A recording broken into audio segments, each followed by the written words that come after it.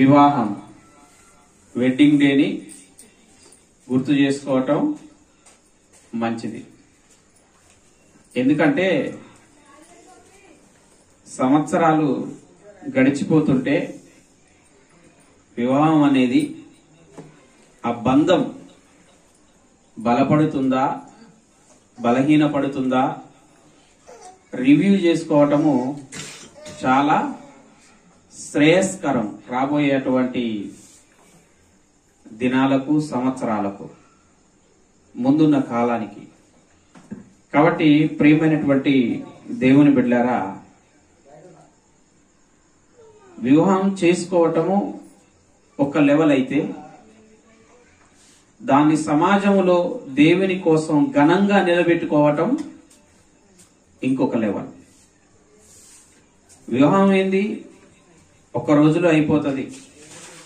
అన్ని ఏర్పాట్లని చేసి మన బంధుమిత్రులను, స్నేహితులను, శ్రేయాభిలాషులను అందరినీ పిలిచి అయ్యగారు వాక్యం చెప్పి ప్రమాణాలు చేయించి తాళి కట్టేస్తే వివాహం అయిపోతుంది.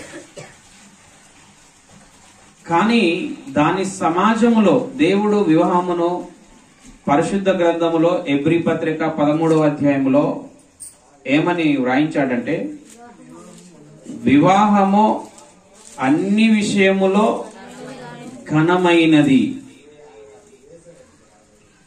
ఘనమైన దాన్ని నీ జీవితములో ఘనముగానే ఉంచాలి.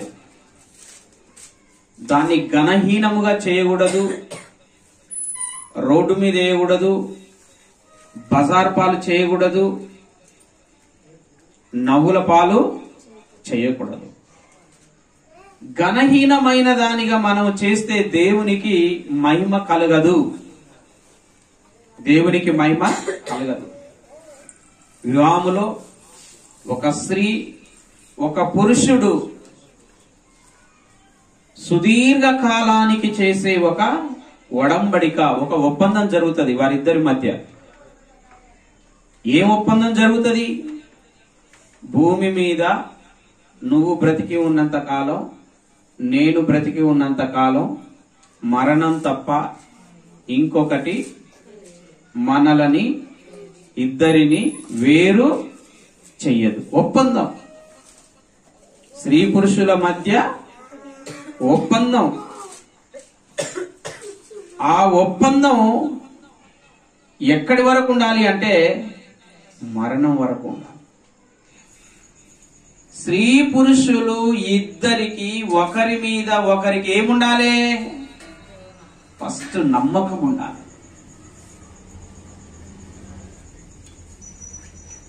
స్త్రీ పురుషులకి ఇద్దరికి ఒకరి మీద ఒకరికి ఏముండాలి? నమ్మకం ఉండాలి. రెండవది, ఇద్దరు కూడా వారికి వారే దేవునికి ఏం చేసుకోవాలి? ప్రతిష్ఠించుకోవాలి. స్త్రీ దేవునికి ప్రతిష్ఠించుకోవాలి, పురుషుడు దేవునికి ప్రతిష్ఠించుకోవాలి. ఎందుకంటే ఎప్పుడు పురుషుడు స్త్రీ కావాలి ఉండడు, ఎప్పుడు పురుషుడు స్త్రీ కావాలి ఉండడు. ఈయన పనికి ఈయన పోతాడు, ఆమె పనికి ఆమె పోతాడు.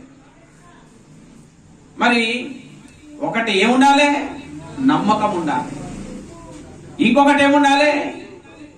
ఇద్దరు ప్రతిష్ఠించుకోవాలి. దేవుని కోసం బ్రతకాలని సమర్పణ కలిగి బ్రతకాలి. నేను దేవుని కోసం బ్రతుకుతా అని స్త్రీ అనుకోవాలి, నేను దేవుని కోసం బ్రతుకుతా అని పురుషుడు అనుకోవాలి. ఆ ఇద్దరు కూడా ఒకరి మీద ఒకరికి నమ్మకము, ఇద్దరు ఎవరి అంతటా వారు స్వయంగా దేవునికి అర్పించుకుంటే ఆ కుటుంబం సమాజంలో ఘనంగా నిలబడుతుంది. ఆ కుటుంబం సమాజంలో ఘనంగా నిలబడుతుంది. అప్పుడు ఆ కుటుంబాన్ని చూసి మనుషులు పొగుడుతారు. ఆ కుటుంబాన్ని చూసి దేవునికి ఏమొస్తుందంటే మహిమ వస్తుంది అన్నమాట. ఏ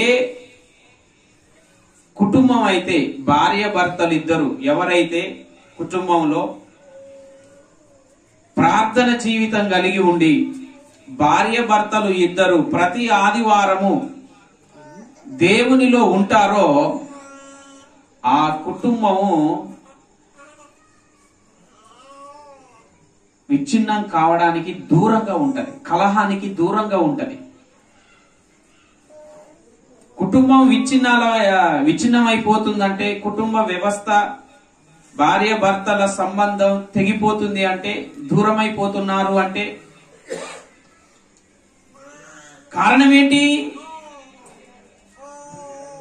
భార్య భర్తలు ఇద్దరు ఇంట్లో ప్రార్థన చేసుకోవడం లేదు. నెక్స్ట్ దేవుని మందిరానికి కలిసి రావడం లేదు.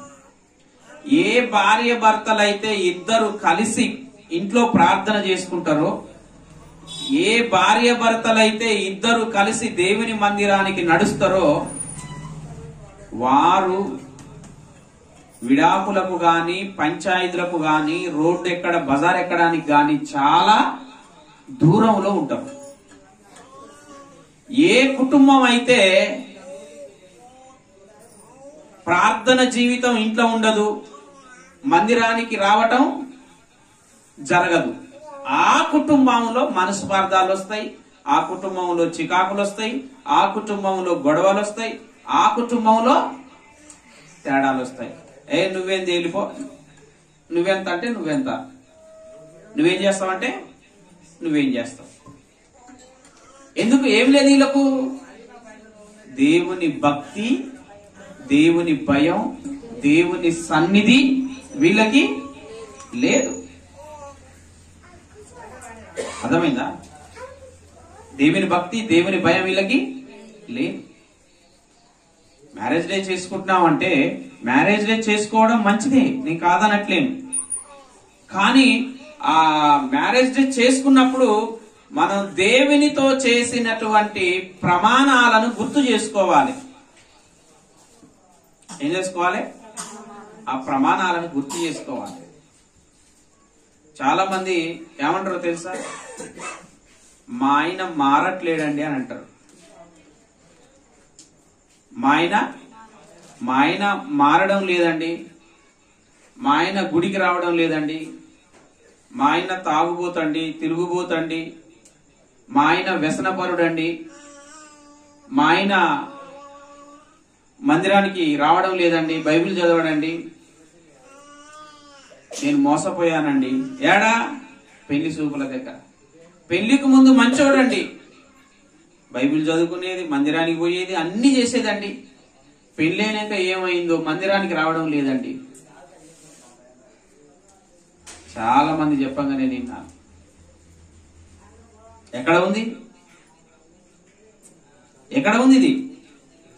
ఎందుకు రావడం లేదు? పేతురు రాసిన పత్రికలో ఒక మంచి మాట ఉంటుంది, చూడండి. పేతురు రాసిన మొదటి పత్రిక 3వ అధ్యాయము 1వ వచనం 2వ వచనం. తమ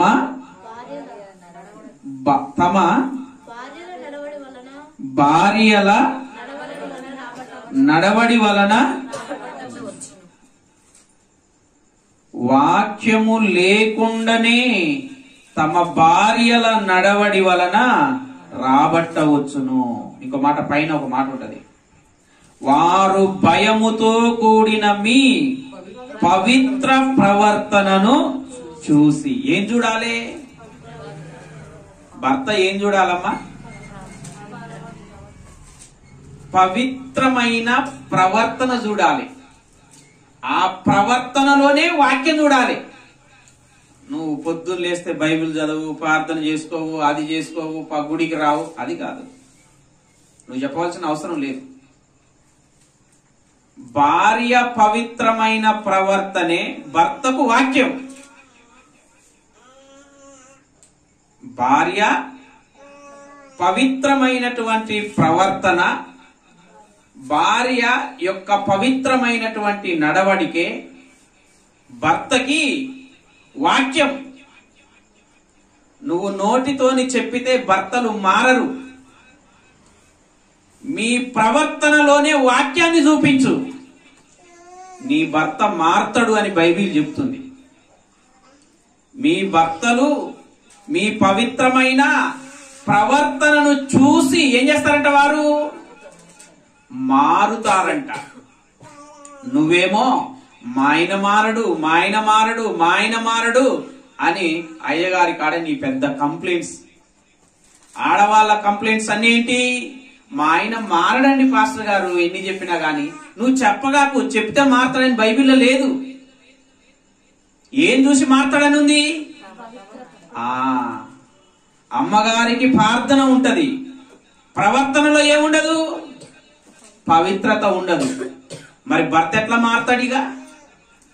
భర్త చాలా మంది భార్య ప్రవర్తనలలో పవిత్రత లేకపోతే మంచి భర్తలు కూడా వ్యసనానికి బానిసలై జీవితాలను కోల్పోతున్న ఎంతమంది భర్తలు లేరు?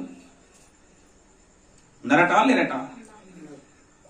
భార్యల ప్రవర్తనలలో పవిత్రత లేకపోతే ఎంతమంది భర్తలు మనస్తాపానికి గురై చెడు వ్యసనాలకు బానిసైపోయిన వాళ్ళు లేరు?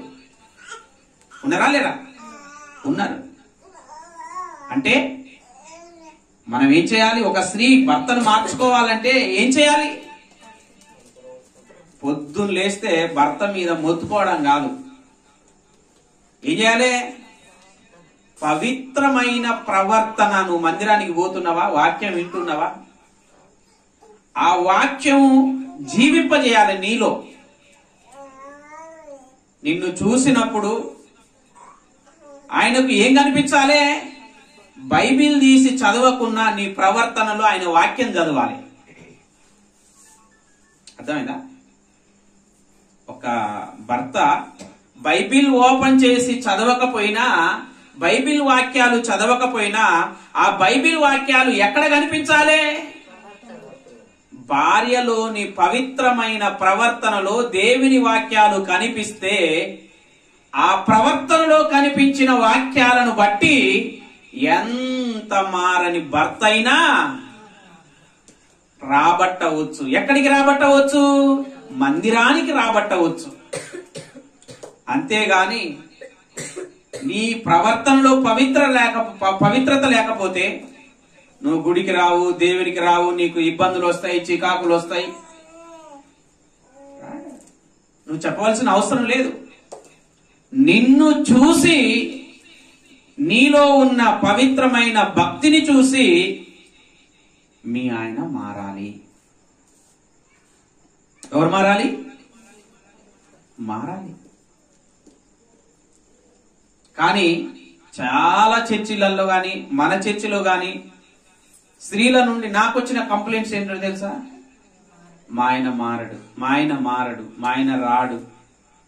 చాలా మంది స్త్రీలు నాకు ఇయే చెప్తారు. మీ ఆయన ఎందుకు మారడు? మీ ఆయన ఎందుకు రాడు? ఓ పవిత్రమైనటువంటి ప్రవర్తన. జ్ఞాని అయిన సొలొమోను, యేసు ప్రభు తర్వాత ఈ భూమి మీద మహాజ్ఞాని ఎవరు? సొలొమోను. అన్య స్త్రీలను చేసుకొని ఏమైపోయాడు? విగ్రహారాధికుడు అయిపోయాడు. అర్థమైపోయిందా? ఎందుకు అయిపోయాడు? వాళ్ళు మార్చిండ్రు అట్లా, వాళ్ళు మార్చిండ్రు అట్లా. మరి నువ్వెందుకు మార్చావు? మారుస్తావు. నాకు తెలిసిన ఒక స్త్రీ ఉంది. ప్రార్థన ప్రార్థనే, వాక్యం వాక్యమే, బైబిల్ బైబిలే, కూటాలు కూటాలే. కానీ భర్త చెడు వ్యసనాలకు బానిస. ఎందుకు భర్త మారతలేడు? ఈమె ఇంత భక్తి మంత్రాలు దేవుని కోసం బతకాలన్న ప్రయాసం ఈమెలో చాలా ఉంది కదా, ఈమె భర్త ఎందుకు మారతలేడు అంటే ఆమె అందరికి దేవుని మాటలు చెప్తుంది, అందరి దగ్గర భక్తిని ప్రదర్శిస్తుంది. ఇంట్లోకి వచ్చే వరకే అసలు రియాలిటీ భర్తకు చూపిస్తుంది. భర్త మారమంటే ఏం మారతాడు? భర్త మారమంటే ఎందుకు మారతాడు? మారతాడా? భర్తను మార్చవలసినటువంటి బాధ్యత ఎవరిదంట? భార్య. మారతాడు, దేవుడు చెప్పాడు. ఇప్పుడు దేవుడు ఆదాముకి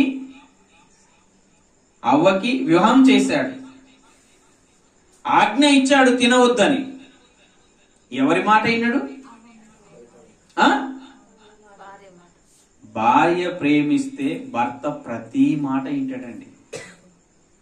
వానికి చికాకు పెడితేనే సునామీ వస్తుంది ఇంట్లో. అర్థమైందా? ప్రేమిస్తే నేను ఒక సందర్భంలో ఒక ఇంటర్వ్యూలో ఒక వేశ్య ఇంటర్వ్యూ ఇస్తుంటే విన్నాను. ఏమన్నారో తెలుసా? వేశ్య ఆ ఇంటర్వ్యూ చేసి ఆయన యాంకర్ అడిగాడు, అమ్మ ఎక్కువ ఎవరు వస్తారమ్మా మీ దగ్గరికి అని అడిగినప్పుడు ఆ వేశ్య అంటుంది, ఇంట్లో ఎవరైతే టార్చర్ పెడతారో భార్యలు, ఆ మనశ్శాంతి కోసం మా దగ్గరికి వచ్చి వాళ్ళ బాధలన్నీ మాకు చెప్పుకుంటారంట. మేమిచ్చే కంఫర్ట్ కి, మేము చూపే ప్రేమకి వాళ్ళు రిలాక్సేషన్ అయిపోతారంట. అర్థమైందా? ఏమవుతారంట అంటే అంతే పెట్టుకో. అంటే ఒకసారి ఆలోచన చేయండి. భర్త మారట్లేడంటే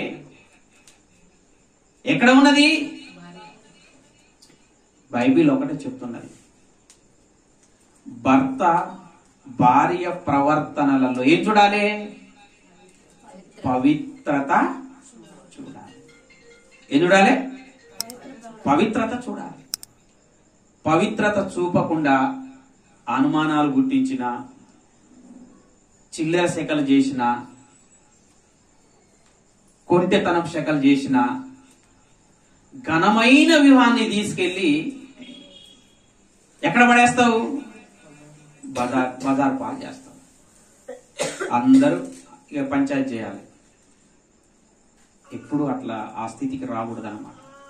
దేవుడు వివాహమును ఏమని చెప్పాడు? ఘనమైనది అని చెప్పాడు. నువ్వు కూడా దాన్ని ఏం చేయాలి? ఘనంగా ఉంచాలి. శరీర కోరికల కోసం, వ్యసనాల కోసం గాడి తప్పవద్దు, క్రమం తప్పవద్దు. ఈనాడు కొద్దిసేపటి సుఖం కోసం ఎన్ని కుటుంబాలు నాశనం అయిపోతున్నాయి, ఎన్ని కుటుంబాలు విచ్ఛిన్నం అయిపోతున్నాయి, ఎంతమంది పిల్లల జీవితాలు పాడైపోతున్నాయి. కారణం ఏంటి? 5-6 నిమిషాల సుఖం. ఏం పాడైపోతుంది? ఇంకొకటి మలాకి గ్రంథంలో ఒక మాట అంటాడు. మలాకి గ్రంథం 2వ అధ్యాయం 16వ వచనం, భార్యను పరిత్యజించుట నాకు అసహ్యమైన క్రియ అని ఇశ్రాయేలీయుల దేవుడగు యెహోవా సెలవిచ్చుచున్నాడు. మరియు ఒకడు తన వస్త్రములను బలత్కారముతో నింపుట నాకు అసహ్యమని సైన్యములకు అధిపతియగు యెహోవా సెలవిచ్చుచున్నాడు. కాబట్టి మీ మనస్సులను కాచుకొనుడి, విశ్వాసఘాతకులు కాకుడి. ఏం కాపాడుకోవాలి? భార్య భర్తలు ఏం కాపాడుకోవాలి? మీ మనస్సులను కాచుకొనుడి, కాపాడుకొనండి. భార్య భర్తలు ఏం కాపాడుకోవాలి? ఏం కాపాడుకోవాలా చెప్పండి? భార్య భర్తలు మనస్సులను కాపాడుకోవాలి. భర్త తన మనసును కాపాడుకోవాలి, భార్య తన మనసును కాపాడుకోవాలి. మా ఆయన లేడు కదా అని భార్య, మా యామ లేదు కదా అని భర్త విచ్చాలవిడిగా మనస్సును వదిలేస్తే దాని పరిమాణాలు ఎలా ఉంటాయి? విశ్వాస ఘాతకులు అయిపోతారు. విశ్వాస ఘాతకులు అంటే విశ్వాసానికి గండి కొట్టేస్తారు. విశ్వాసానికి గాయం చేసేస్తారు. విశ్వాసం అంటే నమ్మకం. భర్త అంటాడు, నీ మీద పెట్టుకున్న నమ్మకాన్ని నాశనం చేసిన అంటాడు. భార్య అంటది, నీ మీద పెట్టుకున్న నమ్మకాన్ని పాడు చేసినావు అని అంటావు. మనస్సులను ఏం చేయాలి? కాపాడుకోవాలి. ఏమని కాపాడుకోవాలి? అక్కడ పైన అన్నాడు, భార్యను పరిత్యజించుట. పరిత్యజించుట అంటే విడనాడటం. భార్య భర్తను విడనాడటం, భర్త భార్యను విడిచిపెట్టటం అసహ్యం. అది ఎందుకు జరుగుతుంది? మీ మనస్సులను భద్రంగా కాపాడుకోకపోతే భర్త మనసులోనికి పరాయి స్త్రీ వస్తుంది, భార్య మనసులోనికి పరాయుడు వస్తాడు, ఈమె మనస్సులోనికి ఇంకొకడు వస్తాడు, ఆయన మనసులోనికి ఇంకొక ఐశ్వర్యరాయి వస్తాడు. అప్పుడేమైపోతుంది?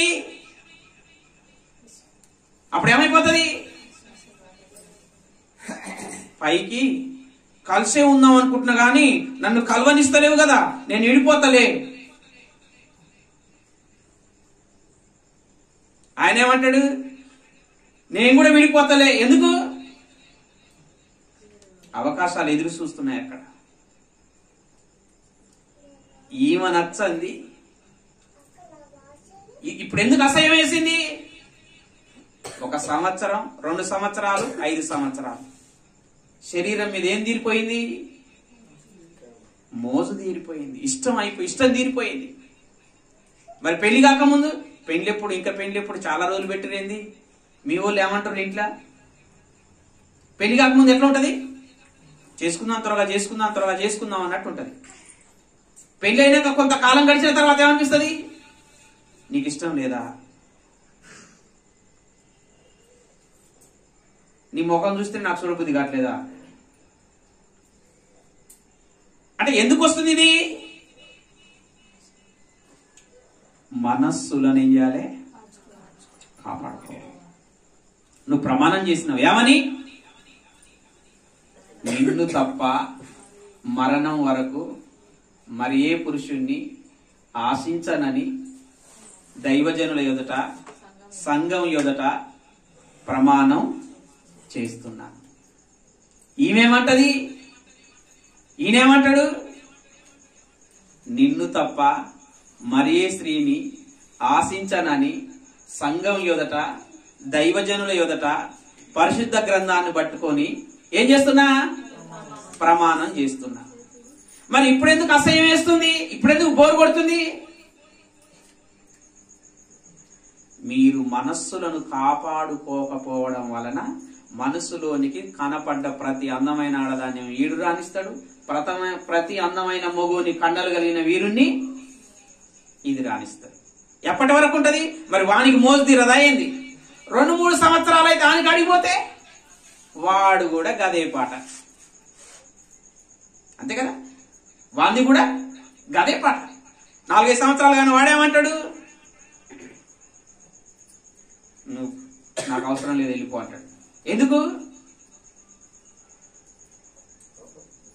ఎందుకే? అంతే. బిర్యానీ తిన్ననంత వరకు ఇప్పుడు చేపల కూర ఉంది, తినాలని నాకు కూడా ఆశ ఉంది, ఆకలి అవుతుంది. తిన్నాక ఇంకా మంచి మంచి తలకాయలు తెచ్చినాం అనుకో, తింటనా? ఎందుకు? ఆశ తీరిపోయింది, నాకు అవసరం లేదు. అర్థమైందా? భార్య భర్తలు ఏం చేయాలి? మనస్సును కాపాడుకోవాలి. ఏం చేయాలమ్మా? మనస్సును కాపాడుకోవాలి. అంతేగాని మనస్సును విడిగా వదిలిపెట్టవద్దు. ఇంకోటి ఏం చేయాలి? 3వది, భార్య భర్తలు ఇద్దరు ఎప్పుడు ఏం చేయాలి అంటే ప్రేమించుకోవాలి. ఏం చేయాలి? భార్య భర్తలు ఇద్దరు ఏం చేయాలి? ప్రేమించుకోవాలి. ఎప్పుడు కూడా భార్య భర్త కోసం మంచిగా అందంగా తయారు కావాలి. ఎవరి కోసం? భర్త కోసం. కొంతమంది భర్త వెళ్ళిపోయినాక తయారవుతారు. భర్త వెళ్ళిపోయినాక తయారై ఉంటారు. ఆలోచన రోగం వస్తుంది నాకు తెలియదు. భర్త ఉన్నప్పుడు తయారు కాదు. ఎవరి కోసం తయారు కావాలి? మీ ఆయన నిన్ను నచ్చట్లేదు అంటే, నిన్ను కొంచెం దూరంలో పెడుతున్నాడంటే, అసలు పెళ్లి కాకముందు నువ్వు ఎట్లా అందంగా ఉన్నావో అట్లా తయారు కావాలి. అర్థమైందా? శారీరకమైనటువంటి అందం కూడా ఎవరికి అవసరం? భర్తకు అవసరం. భర్తకు కూడా భార్యకి ఎలాంటిది అవసరం? భార్య కూడా ఎక్స్పెక్ట్ చేస్తారు ఏమని? ఇప్పుడు నీ భార్య ఇంకొక పరాయి వాళ్ళని ఆశిస్తుంది అంటే నీ కూడా ఏం కావాలి? నీ భార్య ఆశించిన రీతిగా నువ్వు కూడా తయారు కావాలి. అర్థమైందా? ఒకరిని ఒకరు ఏం చేసుకోవాలి? ప్రేమించుకోవాలి. ఏం చేసుకోవాలి? ప్రేమించుకోవాలి. ఒకవేళ ప్రేమ లేకుండా అసహ్యం పుడుతుంది అనుకో, ఏం చేయాలి? ప్రార్థన చేయాలి. ఏం చేయాలమ్మా? ప్రార్థన చేయాలి. ఏమని చేస్తారు? దేవా, నా భర్తను ప్రేమించే మనసు నాకు ఈ నాయన. ఒకవేళ భర్తే తప్పిపోతున్నాడు అనుకో, అప్పుడు ఏం చేయాలి? భర్త, దేవా, నా భార్యను ప్రేమించే మనసు నాకు దయచేయి నాయన అని దేవుని అడగాలి. అప్పుడు భార్య భర్తను ప్రేమిస్తే, భర్త భార్యను ప్రేమిస్తే ఏ గొడవలు రావు. మ్యారేజ్ డేలు చనిపోయే అంత వరకు కూడా ప్రశాంతంగా చేసుకోవాలనిపిస్తుంది, సంతోషంగా చేసుకోవాలనిపిస్తుంది. అప్పుడు భర్త ఏమంటాడంటే, శశాంత్ ఏమంటాడంటే, కీర్తన నాకు దొరకడం నా అదృష్టం అనుకుంటాడు. కీర్తన ఏమనుకుంటదంటే, శశాంత్ నాకు దొరకడం నా అదృష్టం అనుకుంటాడు. ఎప్పుడు? ఒకరి మీద ఒకరికి నమ్మకం ఒకటి, ఒకరి మీద ఒకరు మనస్సులను కాపాడుకోవటం, ఒకరిని ఒకరు ప్రేమించుకోవటం. అర్థమైందా? ప్రాముఖ్యంగా మనస్సులను కాపాడుకోవాలి. మూడవ వ్యక్తి ఎవ్వరి మనస్సులోనికి ప్రవేశించకూడదు. ఎవరి మనస్సులోనైనా మూడవ వ్యక్తి ప్రవేశించాడనుకో, కుటుంబంలో ప్రవర్తనలో తేడా వస్తుంది. ఆ తేడా భార్యలో వస్తే భర్త పసిగడతాడు, భర్తలో వస్తే గొడవలు స్టార్ట్. మనసులోకి ఒక వ్యక్తి వచ్చారంటే ప్రవర్తనలో మార్పులు వస్తాయా? చూపులు మార్పే, మాటలు మార్పే, నడకలు మార్పే, ప్రవర్తన మార్పే, డ్రెస్సింగ్ స్టైల్ మార్పే, అన్ని మార్పే. ఉన్నట్టుండి మారేసరికి అది భర్తకైనా అనుమానం ఏమొస్తుంది? చిన్న గొడవలు స్టార్ట్ అవుతాయి. ఏంటి కొంచెం వెరైటీగా ఉన్నావు? వద్దు, మనస్సును కాపాడుకోవాలి. ఎవరిని కాపాడుకోవాలి? మనస్సును కాపాడుకోవాలి. మనస్సును కాపాడుకుంటే ఎవ్వరు నీలోనికి రా, గుర్తు పెట్టుకోండి. కాబట్టి చాలా మంది ఏమంటారో తెలుసా? మా ఆయన ఈ వివాహ బంధానికి ఇంకొకటి, ఎవరైనా మనసులో తప్పు చేశారనుకో బయటికి ఎవరికి తెలియదు కదా. తెలుస్తుందా? తెలుస్తుందమ్మా? బయటికి ఇప్పుడు భార్య భర్తలు ఉన్నారు, మనసులో భర్త ఏమన్నా తప్పు చేశాడు అనుకో, లేకపోతే భార్య ఏమన్నా తప్పు చేస్తుంది అనుకో, తెలుస్తుందా బయటికి? కానీ భూమి మీద ఏదన్నా నేరము జరిగినా, ఏదన్నా సంఘటన జరిగినా, ఇన్సిడెంట్ జరిగినా దానికి మనుషులు సాక్షులుగా ఉంటారేమో కానీ భూమి మీద జరిగిన ఒకే ఒక్క సంఘటనకు తండ్రి అయిన దేవుడు సాక్షిగా ఉంటున్నాడు. అది పరిశుద్ధ వివాహము. అందుకే నీ యవ్వన కాలమందు చేసుకున్న నీ భార్యను అన్యాయముగా విసర్జించితే యెహోవా ఆమె పక్షమున ఏమైనాడంట? సాక్షి ఆయను. మీరు చేసిన వివాహ ప్రమాణాలకు, ఒడంబడికకు, ఒప్పందాన్ని ఎవరు శరీరకంగా మీరినా, మనస్సు ప్రకారంగా మీరిన సాక్షి ఎవరు? యెహోవా సాక్షి. మనుషులు నీవు చేస్తున్న నేరాన్ని పసిగట్టలేవు. మూడో నేత్రం అని అంటారు, సీసీ కెమెరా కూడా పసిగట్టలేదు. ఎవరు పసిగడుతున్నారు? ఎవరు సాక్షి ఇక్కడ? యెహోవా సాక్షి. కాబట్టి వివాహ సంబంధములు భార్య భర్తలలో ఎవరు తప్పు చేసిన సాక్షి ఎవరు? నువ్వు అబద్ధ మాటలు చెప్పి అబద్ధ ప్రమాణాలు చేసి నీ భర్తను నమ్మిస్తావేమో, కానీ దేవుడు సాక్షిగా ఉన్న ఆ సాక్ష్యాన్ని, దేవుని సాక్ష్యం మారుతుందా? మీ ఆయన అంటాడు, ఇద్దరు భార్య భర్తలు నా దగ్గరికి వచ్చారు ఒక చిన్న విషయంలో, నువ్వు బైబిల్ పట్టుకుని ప్రమాణం చేయి, తప్పు చేసినావా చేయలేదు అన్నాడంట భర్త. ఒకవేళ అబద్ధం ఆడి ప్రాణాన్ని కాపాడుకోవడానికి సమాజానికి భయపడి కుటుంబానికి భయపడి బైబిల్ నెత్తిన పెట్టుకొని ప్రమాణం చేస్తదేమో, కానీ ఎవరు అక్కడ సాక్ష్యం ఉన్నది? యెహోవా. పరలోకం పోతుంది. అందుకని యేసుప్రభువు అన్నారు, ప్రాణాన్ని కాపాడుకునేవాడు పరలోకం పోడు, పరలోకాన్ని కాపాడుకునేవాడు ప్రాణాన్ని వదులుకుంటాడు. చేసిన అంటే వాడు చంపేస్తాడేమో, పోనీ ప్రాణం పోతే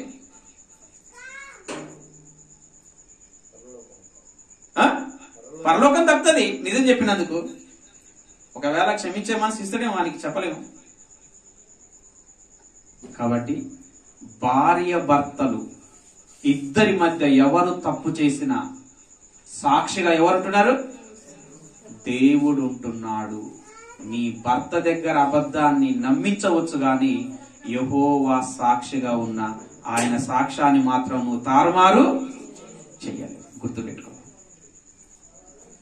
కాబట్టి మ్యారేజీ డే శశాంత్ కీర్తన వీరికి నేను ఇచ్చే ఒక మంచి సలహా, ఇద్దరు కూడా ఈ నేను చెప్పిన ఈ 4 సూత్రాలను పాటించాలి. ఒకటేం చేయాలి? మనస్సులను, నీ మనస్సులోనికి గాని ఆయన మనస్సులోనికి గాని మూడవ వ్యక్తి రాకూడదు. మూడవ వ్యక్తి వస్తే ప్రవర్తనలు, అప్పుడు రాగానే ఫోన్ చెక్ చేస్తుంది, ఈ నెంబర్ ఎక్కడిది, కొత్త నెంబరు, అర్థమైందా? ఈ టైంకి వచ్చేది కదా, ఈ టైంకి ఎందుకు రాలేదు, ఏమైంది? అలా మార్పు వస్తే, డౌట్ వస్తే చెకింగ్లు అవుతాయి, డౌట్ రాకపోతే చెకింగ్లు ఏముండవు. మనస్సులోనికి వేరే వ్యక్తులు రాకూడదు. రెండవది, భార్య భర్త నమ్మకంగా ఉండాలి అంటే పవిత్రమైన ప్రవర్తన ఉండాలి. బాగా గుర్తుపెట్టుకోవాలి. భర్త భార్యకు నమ్మకంగా ఉండాలంటే భార్యలో ఏముండాలి? పవిత్రమైన ప్రవర్తన ఉంటే మీ భర్తలు మీకు కట్టు బానిసలు. ఇది సత్యం. ఏ స్త్రీకైతే పవిత్రమైన ప్రవర్తన ఉంటుందో ఆ భర్త ఆ స్త్రీకి కట్టు బానిస. ఏది చెప్పినా వింటాడు. ఎందుకంటే నీలో ఏం కనిపిస్తుంది? ప్రవర్తనలో వాక్యం కనిపిస్తుంది. భర్త ఏం చూడాలి మనకి? అది నీ పవిత్రమైన ప్రవర్తన చూసి, భర్తలో ఏమైనా మిస్టేక్స్ ఉంటే నిన్ను చూసి కవర్ చేసుకోవాలి. నువ్వు భర్తను చూసి కాదు, నిన్ను చూసి కవర్ చేసుకోవాలి. మూడోదేంటి? ప్రేమించుకోవాలి. ఎప్పుడు కూడా ప్రేమ తక్కువ కాకూడదు. ప్రేమించుకోవాలి. భర్తకి ఎలా ఉండాలనో భార్య అలా తయారు కావాలి. భార్యకి ఎలా ఉండాలనో భర్త కూడా అలాగే తయారు కావాలి. అర్థమైందా? కాబట్టి ఇవి కూడా గుర్తుపెట్టుకోండి. భర్తకు ఇష్టం లేనిది భార్య చెయ్యకూడదు, భార్యకి ఇష్టం లేనిది భర్త చెయ్యకూడదు.